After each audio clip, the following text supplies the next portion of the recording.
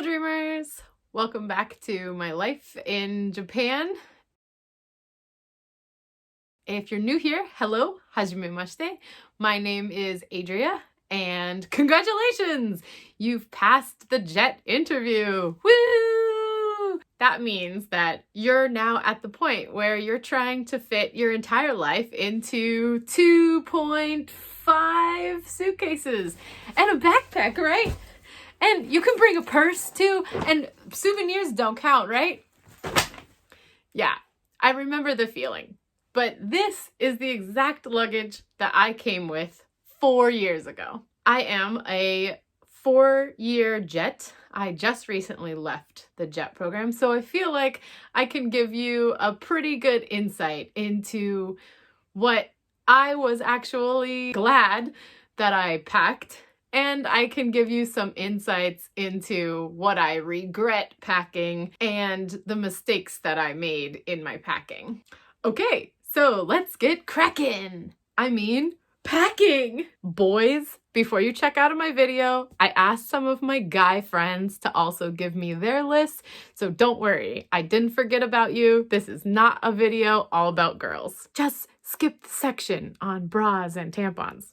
Unless you're into that. Just a disclaimer, do not use this video as a packing list, but use it as an advisory for what to do and what not to do, and learn from my mistakes of what you really don't need to bring to Japan.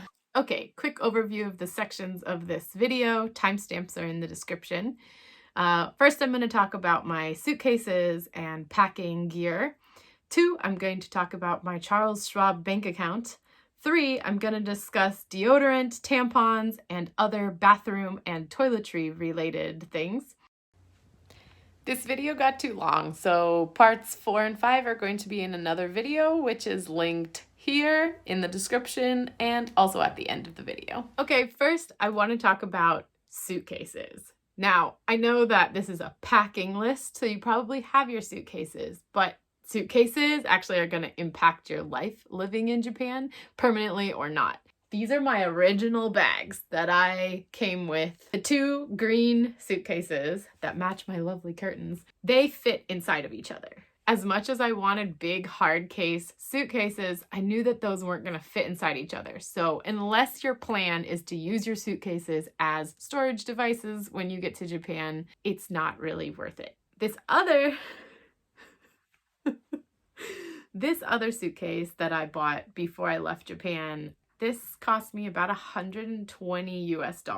The reason I bought it was because I wanted a smaller suitcase that I was going to be able to travel the country with. This suitcase has served me extremely well. It has separators on the inside, and it also has really big wheels. The things I looked into when I was buying that black bag was durability to go over cobblestones, backpack straps because there's not a lot of elevators in Japan or traveling, the ability to expand or contract, and to not be heavy in and of itself because I knew that the smaller airlines in Japan, which are really cheap and easy to use, have really light luggage requirements, sometimes as low as 7 kilograms up to 15 kilograms. The first time I used the backpack straps on this suitcase was upon arrival. Narita Airport, you pick up your suitcases and you yourself have to move all of your baggage to the buses. If you're juggling 3 suitcases plus a backpack, you're going to have some difficulties. So at Narita, I pulled out the backpack straps, put it on. I looked like a turtle about to fall over, but it was worth it. I was able to move all my own stuff and carry my lovely Build-A-Bear. This was actually outside of my suitcase and I carried it. So that took up no space and nobody stopped me. These suitcases have been well worth the money I put out for them because they were easy to store. They've been back and forth to America 3 times. The black bag has been to Korea and Spain and all over Japan. Originally, when I came over to Japan, I had vacuum bags. I no longer super recommend that. Don't bring vacuum bags. However, I did use the vacuum bags in Japan and I still use them to this day, so they had an after purpose. But I actually recommend packing cubes. These I did not get until I was already in Japan, but they super changed my traveling ability. You can buy these at the dollar store in Japan, or you can buy the pack that I bought through an affiliate link in the description.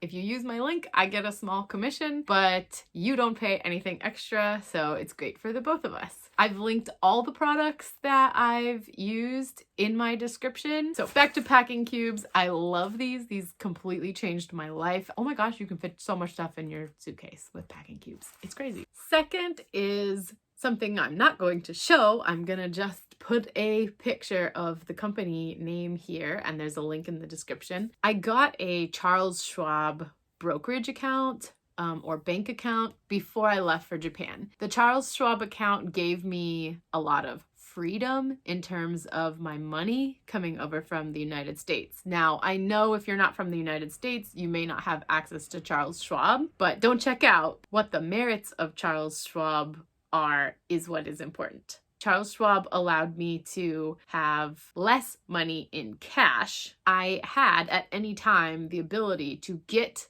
other money that I had saved out of my Charles Schwab account with no fees. That was the best part. Charles Schwab charges no international withdrawal fees, and they charge them, but they reimburse them 100%. So I highly suggest looking for a bank that has a card that doesn't charge international fees. Okay, number 3 on my list, we have to move to the bathroom. This is a hot debated topic because it is different for every race, every gender, and every country what you bring with you in terms of toiletries. Why is this such a hot topic? Well, some people don't sweat, like my Japanese husband. Some people don't smell when they sweat, but 99% of people do. They do. And so deodorant is a really big topic. So if you are a stick deodorant user, like 90% of guys that I asked were, bringing enough stick deodorant was really important. One of my guy friends said, I don't really sweat that much, but I still didn't have enough deodorant because Japanese deodorant just isn't effective for guys and smells. So my guy friend recommends bringing at least a year's worth of your normal deodorant when you first come over. Don't forget, your parents are probably going to send you a Christmas package, or you're going to go home for Christmas. So don't bring 1,000 deodorants. You will be able to get them, or research where you can buy them. I'm really glad that I thought about deodorant before going to Japan. I decided to switch to a more naturally based deodorant, and I researched before I left that I would be able to buy it when I went to Japan. And I checked iHerb and I checked Amazon and ultimately decided on this. This is called Lavilin. It comes in a cream version, but like you take out a little bit and you rub it on the deodorant areas. This lasts for about 72 hours, but during the winter it lasts for about a week once you've fully switched. I was really glad that I switched to this because it doesn't take very much. It's $13 for this little container, but this lasts me anywhere from 5 to 7 months. So this is a cool product.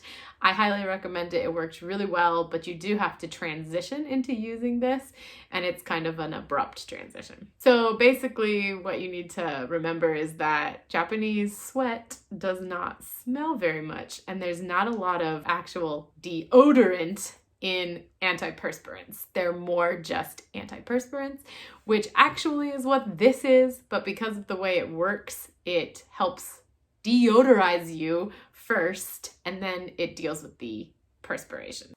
Next up in toiletries is sunscreen. And this is on my regret list because Japan has lots of sunscreen. Japan's sunscreen tends to be on the more liquid side versus American sunscreen tends to feel more oily and like lotion. Japan's sunscreen rarely smells like this type of sunscreen. Japan also has spray-on sunscreen for kids. There's chapstick sunscreen. It's all available. It's normal priced. It's not crazy. Just like, don't bring sunscreen. Next is contacts. I don't wear contacts, but if you do wear contacts and you have a rough prescription, bring a lot of your prescription. Fill out the Yakkan Shoumei, bring in like minimum 6 months if you can. It is not super easy to get really hard, real stigmatism prescriptions, really high prescriptions. I have had friends who have struggled to get extra contacts and they were stuck in glasses for a really long time. So don't be them, learn from their mistakes and bring in enough of your contacts. Prep your family to send them to you if you need them, if you can't get them in Japan. If you have a normal prescription, bring 2 months worth and you'll be able to find them. The moral of the story is don't overbring contacts unless you are blind. Next up is toothpaste. I am not sponsoring or linking Colgate toothpaste or whatever this is. I definitely recommend bringing your comfortable toothpaste. Japanese toothpaste tastes like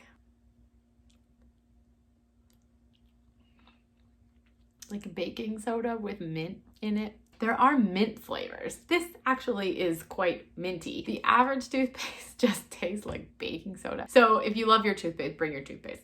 Enough said. This next one is for the guys, or the girls too, but mostly for the guys. 7 out of 7 of my mates that I asked said that they brought condoms. And guess what they didn't need to bring? Condoms. Japanese guys have dicks too. And no, the rumors are not true. I can confirm this. I am married. Japanese condoms are normal. They are available in every single drugstore and most convenience stores. And they will fit 99.99999% of you.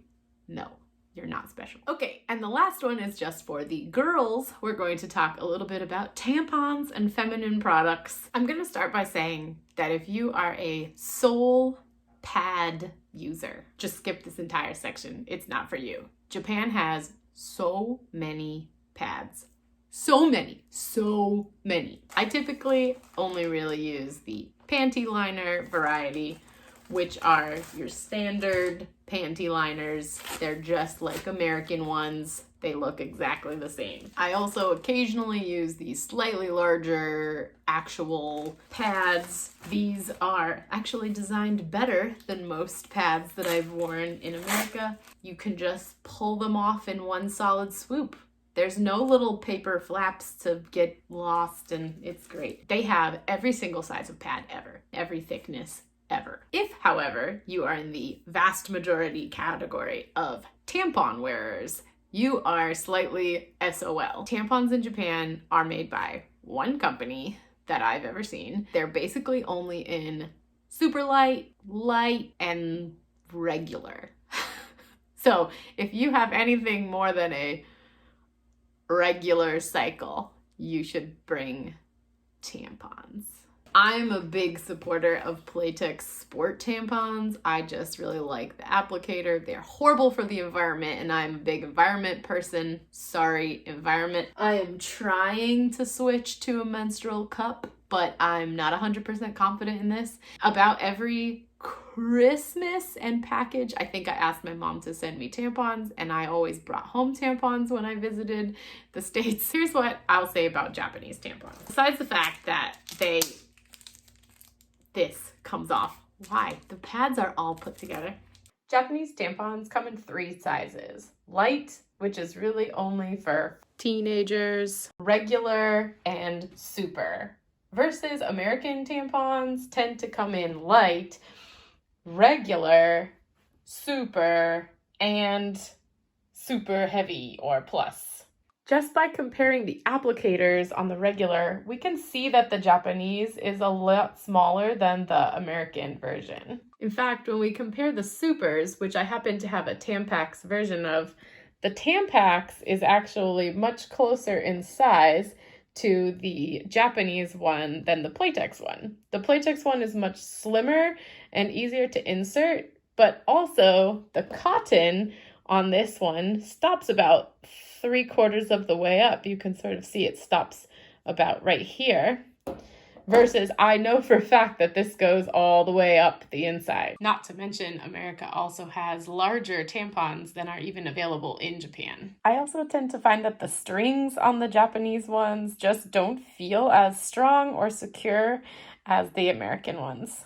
I've also found that the style of cotton is arranged very differently. The US tends to have a thin entry or exit point from the body, making it sort of easy to pull out, versus the Japanese one seems to be rolled around the string, making it a little bit more painful or difficult to pull out if it's not completely saturated. If you are a menstrual cup user, obviously bring your menstrual cups. I've never seen these available in a store in Japan. Now, what I will say about Japan is that from my menstrual cup wearing friends and my experience is that Japan is actually a great place to use menstrual cups because A, bathrooms are super private, so you can't see your feet usually in them.